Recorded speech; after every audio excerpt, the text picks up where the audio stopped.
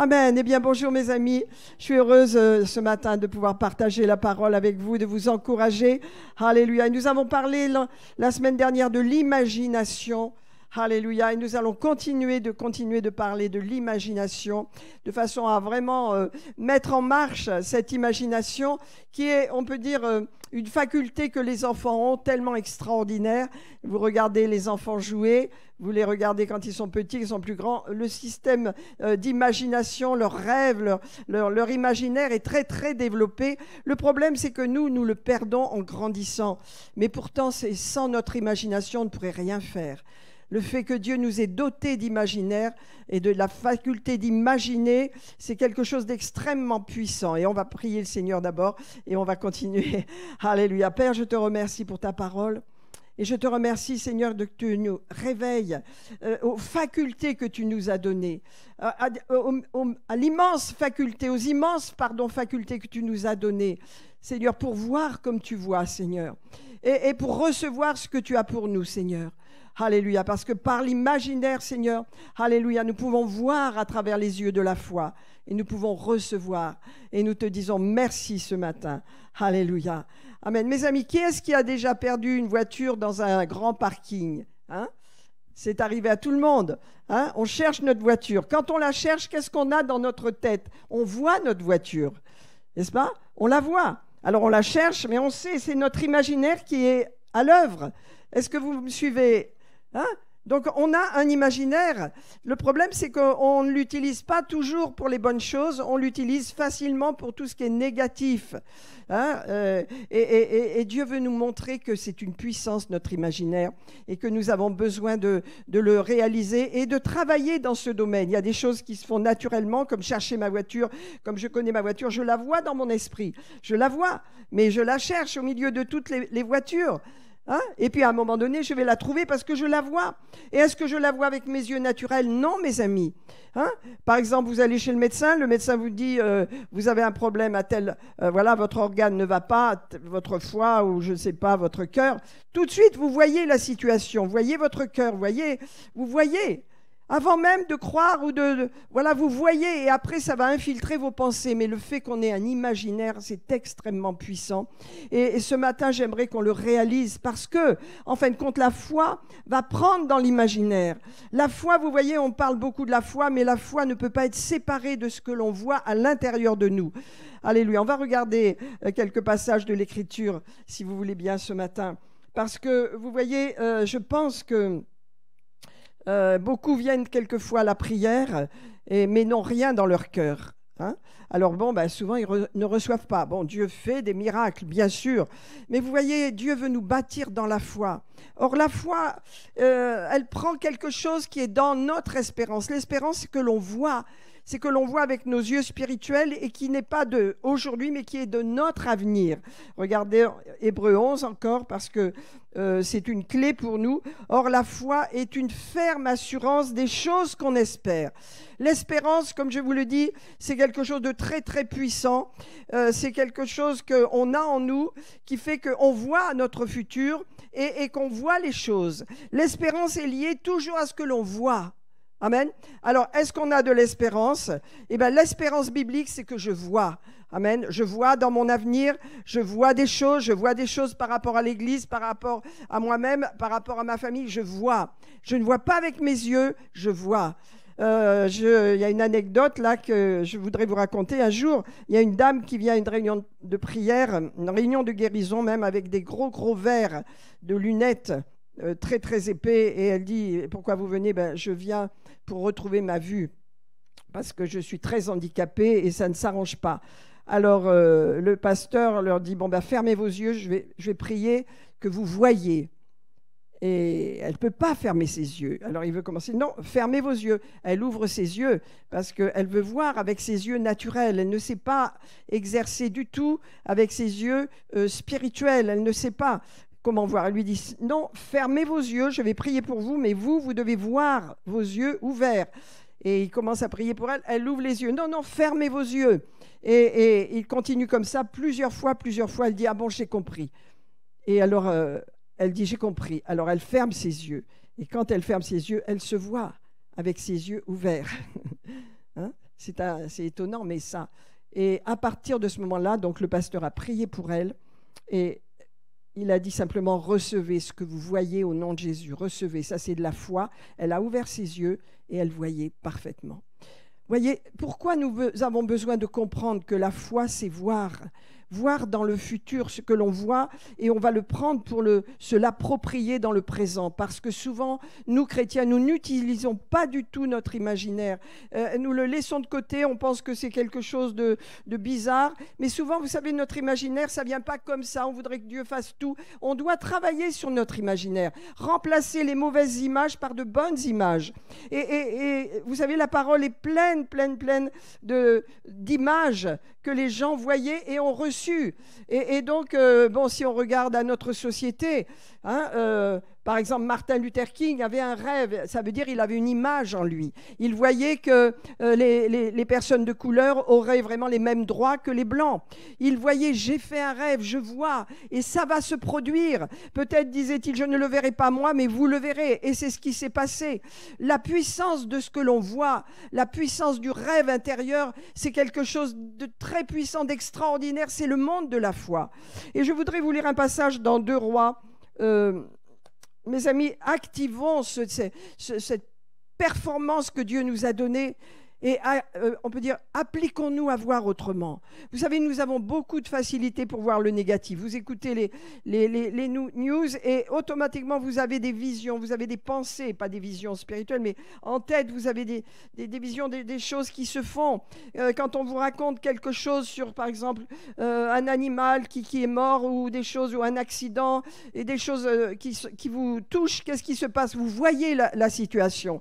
Parce que nous avons cette capacité, cette faculté de voir dans l'esprit, de voir en dehors de nos yeux différemment.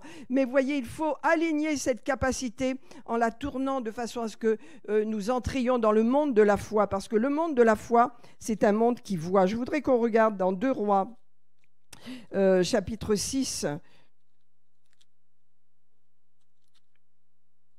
Voilà, 2 Rois 6. Alléluia. Alors, le roi de Syrie, c'est vers le verset 8, décide de faire la guerre, donc je vais résumer là, et il envoie donc, c'est les Syriens, donc ils descendent et ils entourent la maison où habite Élisée, donc. Et donc, voilà que, regardez, on va prendre à partir du verset 15, le serviteur de l'homme de Dieu, c'est-à-dire le serviteur d'Élisée, se leva de bon matin et sortit. Et qu'est-ce qu'il vit? Voici une troupe entourait la ville avec des chevaux et des chars. Et les serviteurs rentrent vite à la maison et disent « Seigneur, Seigneur, regarde, homme de Dieu, oh mon Seigneur, que ferons-nous?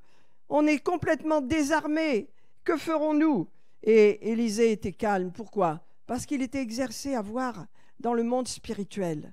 Vous voyez? Vous savez qu'il y a des anges ici. Bien sûr que je ne les vois pas, je sais qu'ils sont là, c'est différent, mais ils sont là. Les anges accompagnent les peuples de Dieu. Quand nous nous réunissons, les anges regardent ce que nous sommes, regardent comment nous faisons les choses, sont intéressés par nous. Et ils sont envoyés par Dieu pour aider, pour soutenir, pour servir ceux qui doivent hériter du salut. Donc il y a des anges qui vous entourent. Et donc regardez, homme de Dieu, qu'allons-nous faire, Seigneur? Et Élisée va répondre, ne crains pas, car ceux qui sont avec nous sont en plus grand nombre que ceux qui sont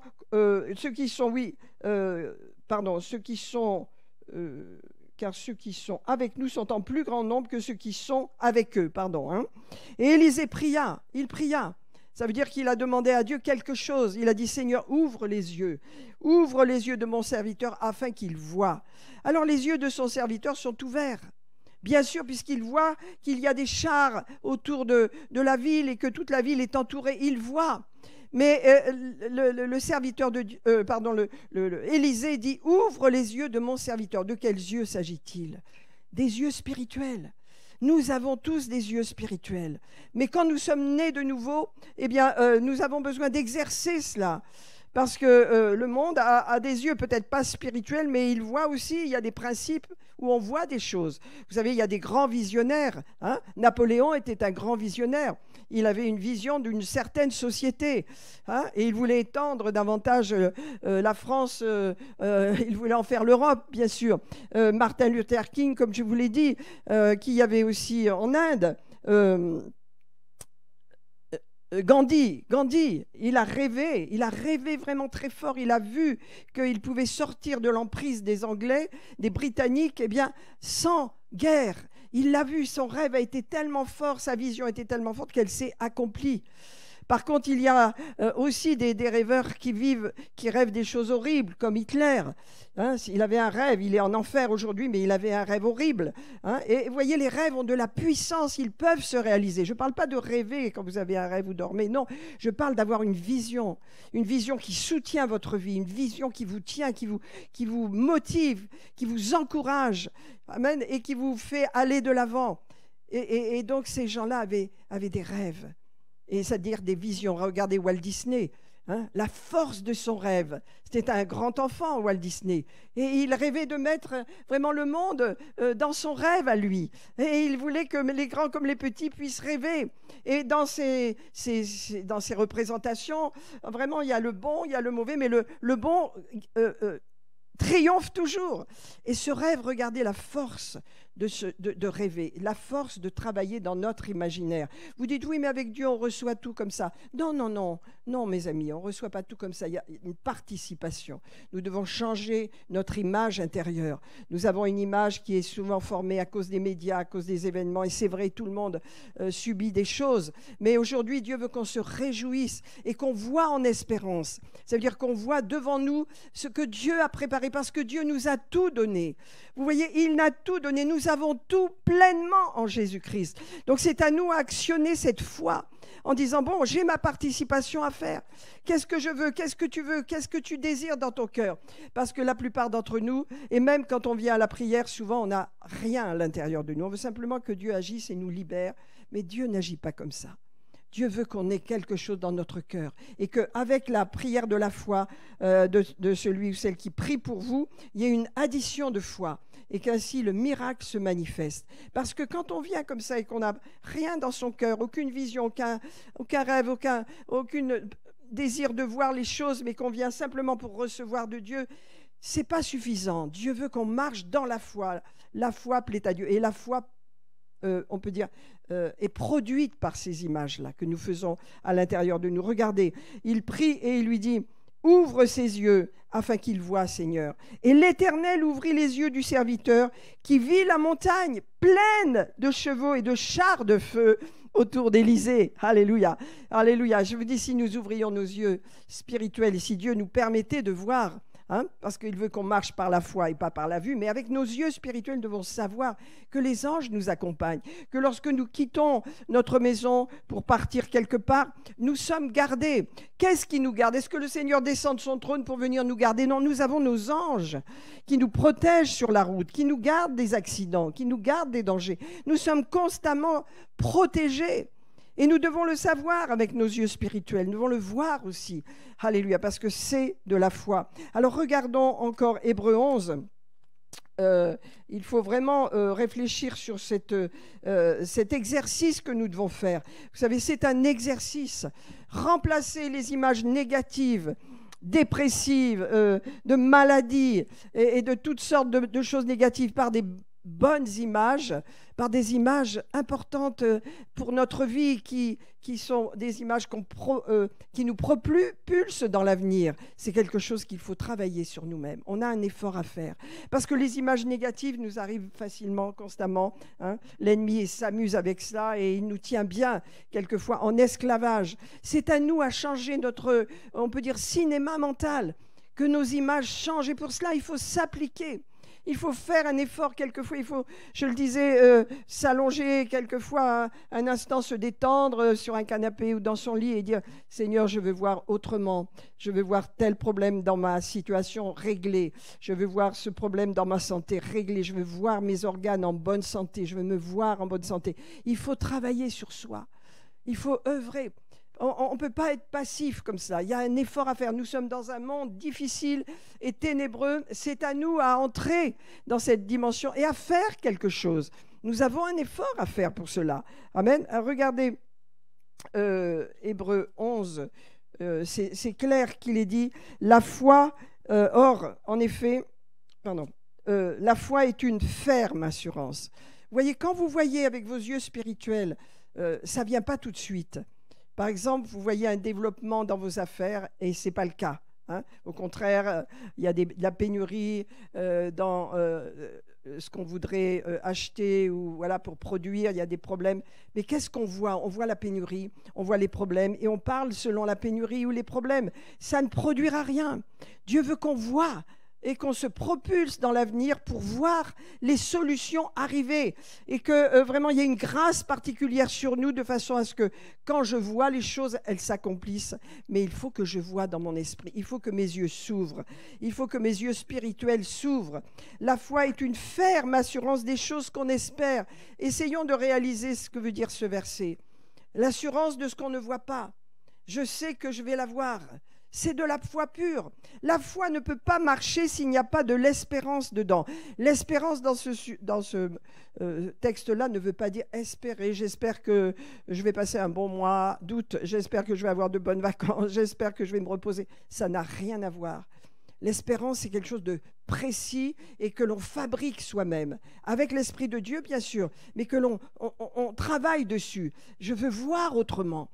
Vous savez, voir des choses négatives, c'est quelque chose qui est naturel. On n'a pas besoin de se forcer, on a des images qui nous traversent comme ça, c'est plus facile. Parce qu'on est dans le monde, mais on a les pieds sur terre, mais on a la tête au ciel. Et on peut recevoir maintenant une parole. N'est-ce pas? Et vous savez, quand on lit la parole de Dieu, on a des images qui viennent. On a toutes sortes d'images. Et je voudrais vous parler un petit peu, par exemple, de Joseph. Hein, dans Genèse 37, je crois. Joseph, c'est un jeune garçon de 17 ans qui reçoit des rêves. Or, c'est le protégé, c'est le fils unique de son papa. Il a des frères qui sont beaucoup plus forts que lui, plus âgés. Et donc, il est tout le temps avec ses frères et vraiment, il les méprise. Ils sont toujours en train de raconter des histoires bizarres, ils sont toujours en train de parler mal. Et donc, il va répéter à son père. Mais vous voyez, il ne va pas le dire à ses frères, il répète dans le dos de son père, et c'est pas bien. Hein? Comment on appelle ça? Voilà, nous, quand on était enfant, on disait « t'es un rapporteur, t'as dit ça. » Et on n'était pas du tout... on n'aimait pas ces gens-là, ces enfants-là qui répétaient, n'est-ce pas, toujours pour que les autres se fassent punir. Eh bien, c'est ce qu'il faisait Joseph. Et donc, il avait reçu des rêves, il convoque ses frères et leur dit « Regardez, j'ai reçu des rêves, je suis au-dessus de vous, ma gerbe s'élève au-dessus de la vôtre. » Et on veut le tuer, on n'en veut plus. Mais Dieu est là, vous voyez. Et il dit « J'ai un plan pour Joseph, mais il ne peut pas entrer dans ce plan, dans l'état où il est. Il est dans un état totalement plein d'orgueil, plein de suffisance. Et donc, il va passer par un chemin. Et il va passer par un chemin, mais vous voyez, il va être vendu comme esclave, vous savez. Et quand il va aller chez Potiphar, ses rêves, cette vision qu'il avait et qu'il utilisait pour s'élever, pour montrer qu'il était plus fort que ses frères, eh bien, va le soutenir. Alors qu'il passe par le brisement, il passe par un chemin d'humilité, puisqu'il est un esclave maintenant, eh bien, ses rêves à l'intérieur de lui, cette vision qu'un jour Dieu va l'élever, va le sortir de sa situation, vont le soutenir. Mes amis, on n'a pas tous des rêves comme Joseph, mais on peut avoir une idée de ce que Dieu veut dans notre futur. Et on peut avoir une idée de ce que Dieu veut pour nos enfants. On peut avoir une idée de ce que Dieu veut pour nos affaires, pour nos finances. Et cette idée-là, il faut la propulser dans notre imaginaire et travailler dans l'imaginaire. Vous dites oui, mais avec la parole de Dieu, tout se fait naturellement. Non, non, non, non. Il faut travailler. L'apôtre Paul, quand il était en prison à Philippe, il a dit « Je me réjouis et je me réjouirai encore parce que je sais que tout va concourir à mon bien grâce à vos prières et à l'assistance du Saint-Esprit. » Il voyait sa sortie de prison, il voyait ses solutions parce qu'il avait cette vision dans son cœur.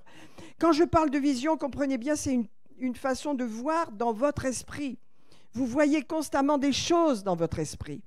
Et vous devez vous voir dans votre esprit autrement, peut-être que comme des personnes découragées, dépressives, malades. Il faut vous voir autrement, parce que c'est ce que vous allez voir qui va vous permettre de saisir par la foi la parole de Dieu et de prendre cette image et de l'inscrire en vous. Vous savez, ça ne se fait pas en un jour. Changer d'image, ça ne se fait pas en un jour. Je me rappelle, lorsque j'étais mis en contact avec ce message, à l'époque j'étais libraire, je venais de me convertir et j'étais extrêmement négative, je manquais d'assurance. Chaque fois qu'un client rentrait dans la librairie, j'avais envie de fuir, je n'avais pas confiance en moi. Et donc j'ai étudié ce livre de Norman Vincent Peale qui s'appelait « Le cinéma mental », ça m'a totalement changé. J'ai commencé à vouloir changer mon image, à prendre de l'assurance, à arrêter d'avoir peur. Vous voyez, j'avais peur des gens. Il y avait tout ce passé de Vichy où j'avais une librairie quand même qui avait un engagement, où on m'agressait beaucoup. Et donc, j'ai repris confiance en moi et j'ai eu travaillé sur une image à l'intérieur de moi qui m'a transformée. Parce que je me voyais faible, craintive, sans assurance, j'ai été changée à l'intérieur. Mais ça s'est fait progressivement. Alors peut-être vous n'avez pas ce problème-là, mais les jeunes peuvent avoir un problème, suivant leur éducation ou suivant leur vie. Et c'est à nous à changer notre image à l'intérieur de nous. Avec l'aide de Dieu, bien sûr, dans la prière, disant Seigneur, je ne veux plus cette image de dépressif, de malade, d'incapable. Je veux changer mon image, je veux croire que tu as fait de moi un fils, une fille de Dieu. Donc je veux me voir autrement. Et là, vos yeux de l'esprit vont entrer en action. Mais il y a un effort à faire. Je me rappelle, après, j'ai été invitée à enseigner cette pensée-là dans l'université de Vichy. Là, vous voyez, je ne sais pas si ça existe encore. Voilà, l'université indépendante de Vichy. Et donc, les gens adoraient ça, naturellement.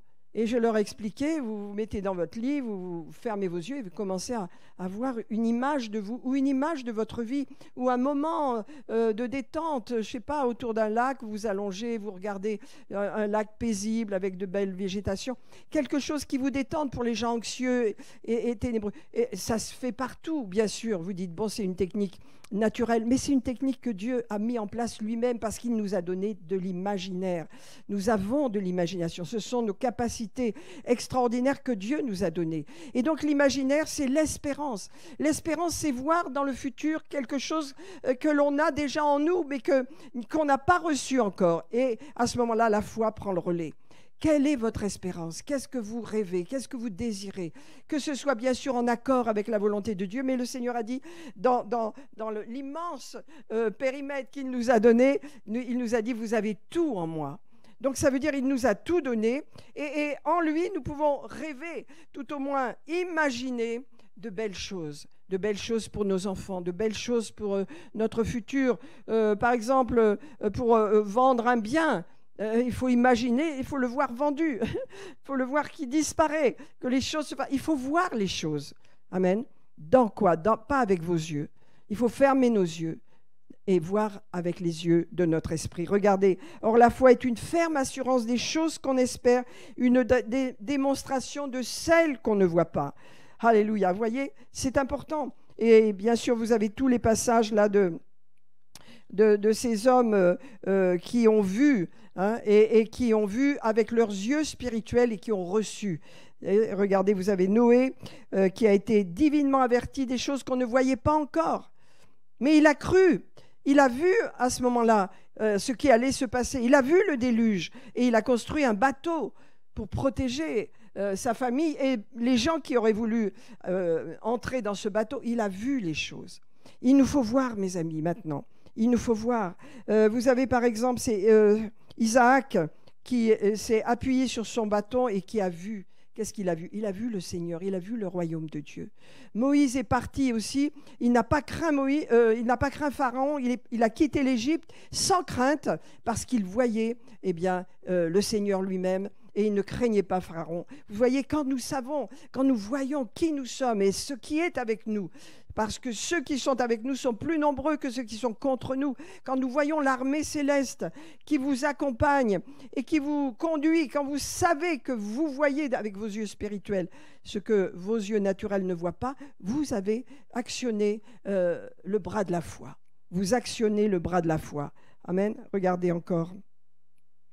C'est par la foi qu'Abraham, lors de sa vocation, obéit est parti pour un lieu qu'il devait recevoir en héritage. Il ne le savait pas, il ne le voyait pas, mais c'est par la foi.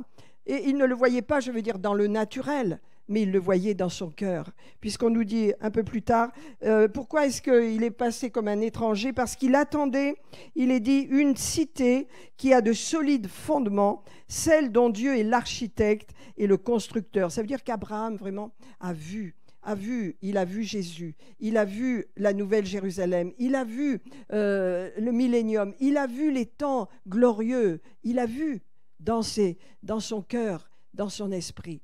Il a eu ce qu'on appelle l'espérance du futur. Et ça lui a permis de voyager comme un étranger, en sachant que la promesse, il ne l'avait pas. Il va avoir la promesse de son fils, bien sûr, mais la promesse de prendre ce pays, mais il savait qu'il l'avait déjà.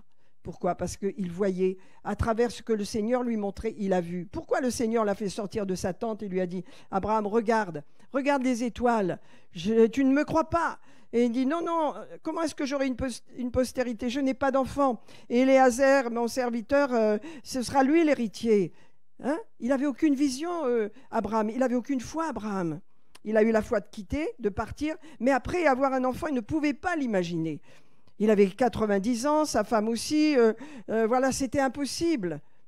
Mais alors le Seigneur dit, sors, moi je vais te donner quelque chose à voir. Et tu vas regarder. Alors, il a regardé les étoiles. Dans le ciel, c'était des milliers d'étoiles. Et il lui a dit, regarde les étoiles, ainsi sera ta postérité. Et Abraham a cru. En voyant les étoiles, il a vu des gens. Et ça s'est inscrit en image, en lui. Ça veut dire qu'il a eu l'image de sa postérité et il a commencé à croire que oui, il aura un bébé.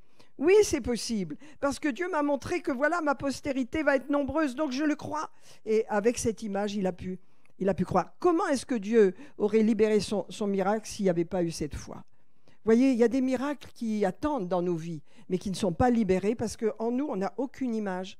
On ne croit pas, on n'a rien, on ne travaille pas. Il y a des gens qui souffrent beaucoup de dépression ou même de maladies, je dirais, mentales, hein, il faut le dire, parce que c'est malheureux. Mais il y a des traitements pour ça. Mais en même temps, il n'y a pas d'autre solution que de travailler sur votre image pour réduire la force de cette maladie.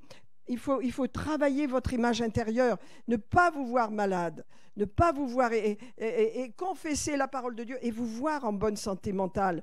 Il faut travailler quand on est malade, quand il y a par exemple un organe qui est malade, il faut voir cet organe totalement guéri. Il faut travailler dans notre esprit. Et ça, ce n'est pas Dieu qui va le faire à notre place. C'est à nous à le faire. Et souvent, on est paresseux. On ne veut pas faire d'efforts, on veut recevoir comme ça facilement. Mais notre foi ne peut pas être soutenue parce qu'il n'y a pas de vision. Vous voyez, pourquoi Dieu a donné à Joseph, ce jeune garçon de 17 ans, orgueilleux, il faut dire le mot, hein, qui est imbu de lui-même, ces deux rêves, parce qu'il savait par où il allait le faire passer. Or, c'est Dieu qui nous fait passer par un chemin difficile. Quand il y a des chemins difficiles, ce n'est pas nous. On croit que c'est nous, mais non. Mais il l'a compris, Joseph.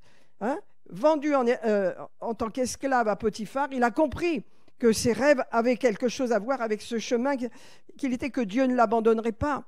Et donc, il a commencé vraiment à donner son meilleur. Vous voyez? Pourquoi? Parce qu'il avait cette vision de lui-même qui s'en sortirait. Il n'était pas un esclave, il ne resterait pas esclave. Et c'est là que son rêve a pris cette valeur spirituelle. Et Dieu voulait qu'il voie cela. Ça lui a permis de passer pendant 14 ans d'une situation à une autre. Vous voyez? Nous avons besoin d'avoir une vision. Peut-être vous traversez un problème personnel aujourd'hui. Et qu'est-ce qu'il y a? Les visions négatives sont les plus fortes. Vous voyez les problèmes, vous vous voyez malade, vous entendez ce que dit le médecin. Et je respecte les médecins. Et ce qu'ils disent, c'est vrai. Ils vous annoncent scientifiquement le problème. Maintenant, qu'est-ce que vous allez croire? Tout en faisant ce que le médecin vous dit, en suivant les traitements, il faut sortir de la vision que vous avez reçue, de maladie, etc., pour entrer dans la vision de Dieu. Car on a tout pleinement en Jésus-Christ, ça veut dire pleinement. Il faut sortir d'une vision négative pour œuvrer, et ça ne vient pas du jour au lendemain.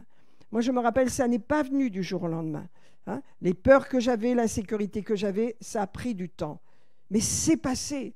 J'y suis arrivée. Au bout de quelques années, peut-être 2 ans, j'y suis arrivée. J'ai pris de l'assurance, j'ai travaillé sur mon image.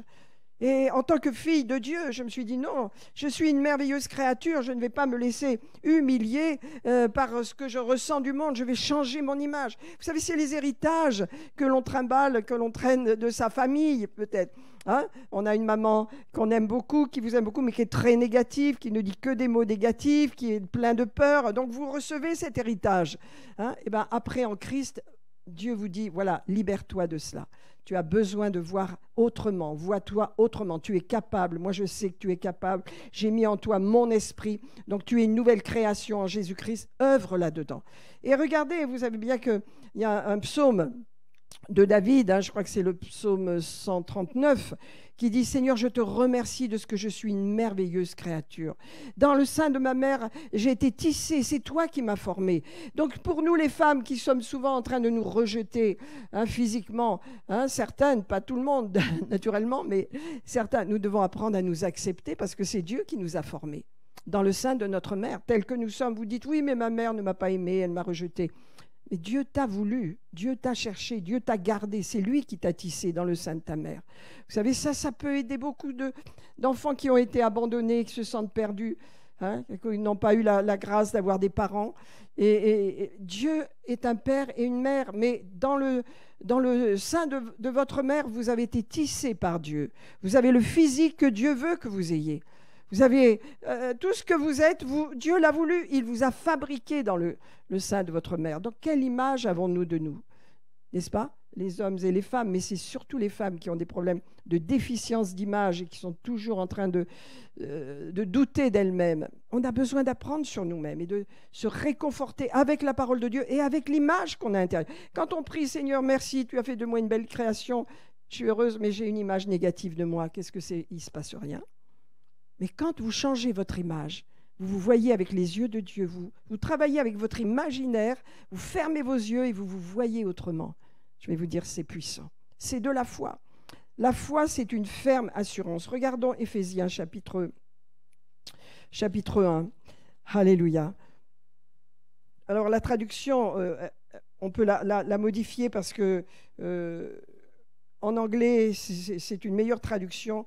En ce qui concerne les yeux de votre cœur, c'est traduit par les yeux de votre intelligence. Et donc notre intelligence a des yeux, notre être intérieur est intelligent. Mais regardons, lisons cette prière et je vous invite à la faire pour vous-même. Parce que vous voyez, nous sommes à une étape et on a eu un moment de prière dernièrement, on a bien vu que Dieu est en train de travailler les cœurs. Il est en train de nous rendre plus spirituels afin que nous entrions vraiment dans le monde de la foi. Dans un monde concret qui est le monde de Dieu et qui est puissant. Et donc, on ne reste pas en deçà avec un imaginaire où on croit que Dieu fait tout et puis rien ne change. On a besoin d'être vraiment actif dans le royaume de Dieu. Et quand on est actif, eh bien, ça veut dire qu'on voit. On voit dans les choses futures ce que Dieu veut pour nous, pour notre famille, pour l'Église, pour le monde même autour de nous. Tant que l'Église est là, le monde, et il n'est pas perdu, il n'ira pas, c'est pas la fin du monde. Non, tant que l'Église est là, il y a de la puissance, il y a de l'espérance, il y a de l'espoir. Il y a de l'espoir. Même avec les chaleurs, il y a de l'espoir. Rien n'est perdu, mes amis. Amen. Et regardez, je ne cesse de rendre grâce, donc Éphésiens chapitre 1, grâce pour vous, faisant mention de vous dans mes prières, afin que le Dieu de notre Seigneur Jésus-Christ, le Père de gloire, vous donne un esprit de sagesse et d'intelligence, et de révélation dans sa connaissance. Ça, c'est important. Qu'est-ce que ça veut dire? Je prie que le Seigneur vous donne de le connaître, et par révélation. C'est ça la clé, ça commence comme ça. Connais ton Dieu. Par révélation. Et là, on peut demander à Dieu, Seigneur, donne-moi un esprit de sagesse et de révélation pour que je te connaisse tel que tu es, un Dieu de grâce, un Dieu d'amour qui m'a tout donné. J'ai tout reçu en Christ. J'ai la foi, j'ai tout. Alors, je veux apprendre à te connaître. Et comment est-ce que je peux te connaître? Je dois apprendre en ce qui concerne ce que tu es dans la parole de Dieu. Je ne peux pas me séparer de la parole. La parole, on peut dire que Dieu a donnée et qui est, on peut dire, sa parole. Et cette parole, elle a la même puissance que si Dieu nous parlait lui-même. Hein? Je me rappelle quand on faisait l'école biblique, on disait, quand tu lis ta Bible, c'est Dieu qui te parle. C'est Dieu qui te parle quand tu lis ta Bible. C'est vrai. Il faut encore lire la Bible avec l'esprit de révélation, mais demandez-le. Si vous ne l'avez pas, si ça vous ennuie, vous lisez votre Bible et ça fait tellement longtemps que je la lis, je ne reçois plus rien. Attention, vous n'êtes plus avec l'esprit de révélation. Demandez au Saint-Esprit, révèle-moi ta parole, Seigneur. Je veux connaître mon Dieu. Parce que l'apôtre Paul parlait à une église vraiment florissante. L'église d'Éphésiens, les Éphésiens, c'est une église de réveil par excellence qui s'est développée. Où il y a eu tellement de miracles et une grande puissance de Dieu était déversée là, mais les croyants étaient à l'œuvre. Ils avaient reçu les principes de la foi, ils étaient dans ces principes d'amour et de foi. Et donc, ils priaient en plus, l'apôtre Paul pour eux, en leur demandant que Dieu vous donne un esprit de sagesse et de révélation. Dans sa connaissance, ça veut dire qu'il vous le fasse connaître. Donc, que Dieu nous donne un esprit de sagesse, la sagesse de Dieu, et de révélation, c'est l'Esprit de Dieu qui nous révèle les choses pour connaître Dieu vraiment. Chaque fois qu'on doute, chaque fois qu'on a peur, chaque fois qu'on est insécurisé et chaque fois qu'on voit les catastrophes arriver, on n'est pas dans la connaissance de Dieu. Dieu garde ses enfants, Dieu protège. Vous trouverez l'assurance de ces paroles dans tous les psaumes, dans toutes les promesses que Dieu vous donne dans sa parole. Dieu a donné des promesses et elles sont pour nous, oui et amen, 2 fois oui. Il faut nous en saisir, il faut connaître Dieu, il faut demander à Dieu, je veux te connaître Seigneur. Donne-moi l'esprit de sagesse et de révélation pour te connaître. Et il dit deuxièmement, quand tu apprends à connaître Dieu, alors à ce moment-là, illumine les yeux de mon être intérieur. Car vous êtes nés de nouveau, votre être intérieur, c'est votre réelle personne. Vous êtes un esprit. Votre esprit est né de nouveau, comme Bernard me disait, l'esprit, il est éternel. L'esprit humain ne mourra jamais. Soit il va au ciel, soit il va en enfer, mais il est éternel. Le feu de l'enfer ne peut même pas le détruire, car nous sommes éternels. Et même si on abandonne le Seigneur et qu'on choisisse l'enfer, on choisisse d'aller vers Satan, eh bien, qu'est-ce qui se passe ? On ne mourra pas de toute façon. Dans le sens, on ne disparaît jamais. Vous vous rendez compte ? Oui, quelqu'un a dit, rien ne se perd, rien ne se crée, rien ne se perd, tout se transforme. Peut-être Einstein, je ne suis pas sûre. Enfin, bref, vous voyez ce que ça veut dire ? Ça veut dire qu'ici, sur la terre, tout se transforme et la création, Dieu l'a faite. C'est fait. Alors, nous avons besoin de changer notre image intérieure. Et regardez ce qu'il dit maintenant, connaissons Dieu avec l'Esprit de Dieu.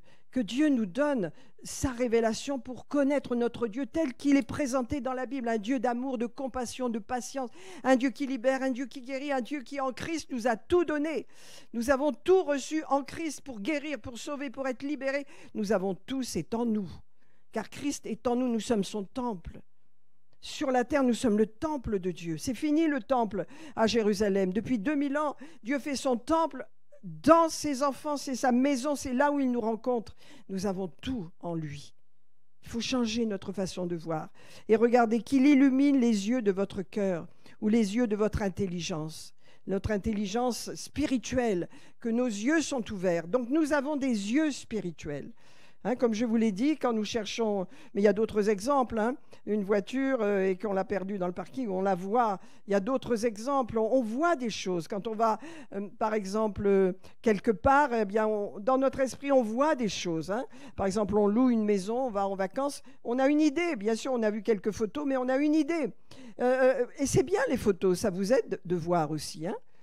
Il y a des gens qui mettent des photos sur leur frigo parce qu'ils veulent voir. Je me rappelle quand Louis, mon petit-fils, était petit, son papa et sa maman mettaient des photos de lui dans un certain contexte plus loin pour le projeter et pour avoir une image de lui dans le ministère, dans le service de Dieu. Ils le voyaient servant le Seigneur. Parce que c'est ce qui se passe, effectivement. Comment vous voyez vos enfants. Bien sûr que leur destinée est entre vos mains, vous priez pour eux. Mais on peut voir avec nos yeux spirituels. Il faut voir avec nos yeux spirituels. Et je vais continuer, mais juste un instant. Illumine, Seigneur, les yeux de notre cœur, afin, regardez, que nous sachions, que nos yeux vont voir, nos yeux naturels ne peuvent pas voir, mais nos yeux spirituels vont voir ce que Dieu nous a donné. C'est ça la clé. Alors après, à partir du moment où on sait ce que Dieu nous a donné en héritage, ce qui est à nous, ce qui nous appartient, hein, cette force qu'il nous a donnée de résurrection, quand on sait cela, alors après, on va voir autrement. Regardez, je vais le lire quand même. Qu'il illumine les yeux de votre cœur pour que vous sachiez quelle est l'espérance. Voyez, encore l'espérance. On a un appel. Alors, on voit souvent l'appel de Dieu pour servir, mais ça va beaucoup plus loin. Il y a une espérance qu'après, lorsqu'on sera parti dans la présence de Dieu, on va revenir régner avec Dieu, avec le Seigneur Jésus sur la terre. Et on va régner éternellement avec lui. Donc, il y a une grande espérance dans nos cœurs. Il dit, il faut que vous sachiez quelle est l'espérance qui s'attache à notre appel. C'est au-delà de ce que vous voyez aujourd'hui. Et ce que je vois aujourd'hui, ça va au-delà. C'est éternel. Et c'est ça l'Église, c'est la grandeur et la beauté de l'Église, le mystère de l'Église. C'est que l'Église et Jésus vont fusionner, seront toujours ensemble pour régner avec gloire dans le monde à venir. Et vous êtes de ceux-là, les petits du Seigneur, les petits et les grands, tous logés à la même enseigne. Il faut avoir cette espérance dans le cœur. Regardez, vous sachiez quelle est l'espérance qui s'attache à son appel, quelle est la richesse de la gloire de son héritage qu'il réserve aux saints, et quelle est envers nous qui croyons l'infinie grandeur de sa puissance, se manifestant par la puissance, le pouvoir de sa force. Mes amis, qu'est-ce qu'on peut demander à Dieu? On a tout reçu. Maintenant, ce qu'il faut, avec cette parole-là, il faut commencer à voir autrement, changer votre cinéma mental, changer les visions négatives que vous avez, les peurs. Les peurs engendrent toujours des images. Les peurs engendrent des images de peur. Il y a des gens qui aiment ça. Alors ils vont regarder des films d'horreur, ils vont regarder. C'est pas bon, c'est pas quelque chose qui est bon parce que ça maintient des images profondément négatives et ça va agir sur leur comportement. Hein. Regardons autrement. Amen. Est-ce que ça vous aide ce matin? Je veux dire vraiment à ceux qui traversent un moment difficile dans la santé, il faut vraiment travailler votre image de guérison. Amen. La guérison, souvent, on ne la reçoit pas parce qu'on a aucun... On veut être guéri sans participation. La foi, c'est une espérance des choses qu'on espère, une assurance de ce qu'on voit dans notre monde spirituel, pas avec nos yeux naturels, mais on voit avec nos yeux spirituels. Et à ce moment-là, qu'est-ce qui se passe? On reçoit. Et la foi, elle marchera dans ce cas-là. Il faut travailler, mes amis. Quand on est attaqué, quand on passe par une épreuve, ne disons pas c'est Dieu qui m'attaque, non, on passe par une épreuve. Hein, les épreuves sont là pour tester notre foi, parce que Dieu veut nous faire sortir de l'épreuve. Il ne veut pas qu'on y reste, il veut qu'on en sorte, n'est-ce pas? Et on en sort à la façon de Dieu, en commençant à voir autrement et en ayant de l'espérance en nous. L'espérance, c'est ce que je vois, qui n'est pas visible avec mes yeux naturels, mais c'est ce que je vois avec mes yeux spirituels. Amen. Est-ce que ça vous aide ce matin? Je pense qu'il faut qu'on travaille là-dessus sérieusement pour comprendre comment le système de la foi change, transforme les choses. Vous savez, souvent on est immobilisé. Et les années passent et tout est immobilisé. Pourquoi? Parce qu'il n'y a pas de on ne se propulse pas à l'extérieur de nous-mêmes, on ne voit rien, on n'a pas d'espérance, notre monde est statique. Il faut commencer à rêver et à voir, alléluia, à imaginer des groupes de maisons partout, des cellules dans Vichy partout. Imaginez-vous prendre vraiment une participation à tout cela. Imaginez-vous un monde où vraiment les chrétiens vont se multiplier dans cette région. Est-ce qu'on peut rêver? Imaginez-vous vraiment guéri. Imaginez vos poumons fonctionner parfaitement. Hein, on va prier, mais je pense que notre frère est en train de prendre position. Allez, dans son imaginaire, quand on est attaqué dans son corps, imaginons, mettons une image sur nos problèmes et les choses vont changer. Parce que ça, c'est la foi. Alléluia. Regardez, l'apôtre Paul, je ne cesse de prier afin que vous continuez de grandir dans la foi, vous continuez de voir, de connaître Dieu par révélation. On ne peut pas connaître Dieu sans l'Esprit de Dieu. Et nous avons reçu le Saint-Esprit. Amen.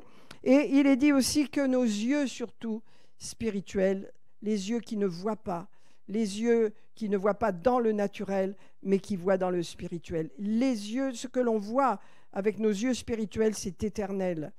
Et les choses éternelles, les choses qu'on ne voit pas sont éternelles. Amen. Ce que l'on voit est passager. mais ce que l'on voit avec nos yeux spirituels demeurera toujours. Amen. Seigneur, je prie que nous puissions faire vraiment un effort les uns et les autres pour commencer à nous voir autrement. Alléluia. N'est-ce pas? Arrêtez de voir le négatif, le blocage, les situations désespérées ou qui n'ont pas de solution. Et on dit, oh ben c'est normal, c'est normal. Non, non, c'est pas normal. Dieu nous a tout donné. Alléluia. En Jésus-Christ, nous avons tout reçu. C'est à nous à agir, c'est à nous à libérer notre foi.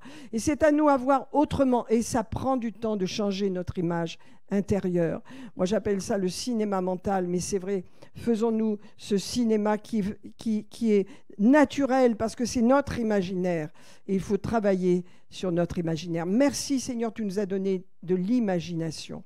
Et si nous n'avions pas d'imagination, nous ne pourrions rien faire dans le monde. Vous voyez, on regarde un comprimé d'aspirine, on a mal à la tête, au lieu de prier, on prend un comprimé, c'est peut-être pas de l'aspirine, je ne sais pas, mais enfin... Et on sait qu'on va être guéri. On voit, à travers ce comprimé, on voit la guérison.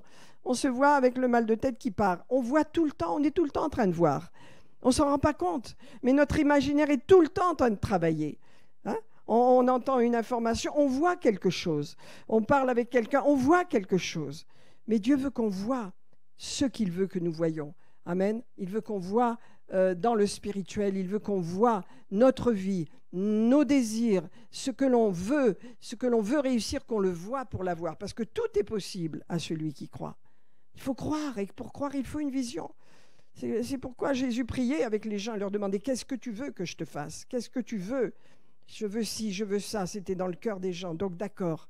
Amen. Seigneur, je prie que nous ayons vraiment une vision, Seigneur, nos yeux spirituels ouverts. Allez, comme tu l'as écrit, nous sommes esprits, nous avons une âme, nous vivons dans un corps. Mes amis, je vais encore vous dire ceci.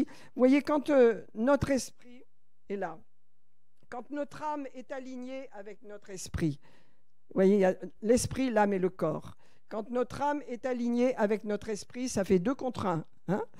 Quand notre âme n'est pas alignée avec notre esprit, elle s'aligne avec ce qu'elle voit dans le naturel, eh bien, l'esprit ne peut pas agir puissamment. Il faut nous mettre du côté de l'esprit et des choses de l'esprit. Amen. Il faut voir dans le spirituel. Dieu veut qu'on soit heureux. Dieu veut qu'on soit guéri. Dieu veut qu'on soit béni. Allez, Dieu veut qu'on réussisse. Voilà. Alors, quelle image avons-nous à l'intérieur ? Pourquoi il veut tout cela? Pour qu'on soit un bon témoignage, pour que les gens viennent à Jésus. Il veut bénir ses enfants. Je suis venu afin que mes brebis aient la vie. Et quand elles ont la vie, elles vont vraiment donner la vie autour d'elles. Parce qu'on fait envie quand on réussit. Hein? On passe tous par des épreuves où ce n'est pas facile, mais on en sort, gloire à Dieu. On a un témoignage. Amen. Et lorsqu'on s'aligne, notre âme, ça veut dire notre conscience s'aligne avec Dieu, qu'on travaille avec notre imaginaire à nous voir autrement, à voir nos situations autrement, qu'est-ce qui se passe? Alors la foi va agir. Notre foi va être puissante et nous allons recevoir. Amen. Seigneur, je te remercie. Alléluia, je te remercie de ce que nous changeons, notre vision des choses, que nous croyons que nous avons tout reçu, Seigneur, en Jésus-Christ, Seigneur, nous le croyons. Alléluia, c'est pourquoi c'est à nous à actionner les choses, c'est à nous à faire quelque chose. Et je prie, Seigneur, que cette image intérieure, alléluia, de nous-mêmes, de nos bien-aimés, de l'Église également, Seigneur, de ce pays, alléluia, et d'autres choses encore puissent se manifester en nous, premièrement, alléluia, dans notre cœur, dans notre imaginaire, Seigneur. Alléluia, que nous voyons autrement. Alléluia, et que nous marchions dans un monde où les choses se font. Alléluia, et les choses se font. Et mes amis, je voulais vous dire combien on a prié pour les élections. Vous vous rappelez? Je ne veux pas dire ce qu'on a prié, mais en tous les cas, moi, je vois que ça s'est réalisé. Est-ce que vous avez réalisé que c'est réalisé? On a un gouvernement et on a des forces, hein, de droite et de gauche, mais au moins, on a quelque chose qui se tient. Alors, vous dites, je ne sais pas, les élections, mais nous, on a prié pour que tout soit équilibré, pour qu'il ne soit pas un régime, voilà, une seule personne qui décide et qui fait n'importe quoi. Là, on a des forces qui sont en place et il faut le voir de façon positive. Moi, je dis, c'est la réponse à nos prières. On ne prie pas politiquement, on prie pour le bien de la France, pour que les choses soient équilibrées et qu'on participe tous nos députés participent à la politique.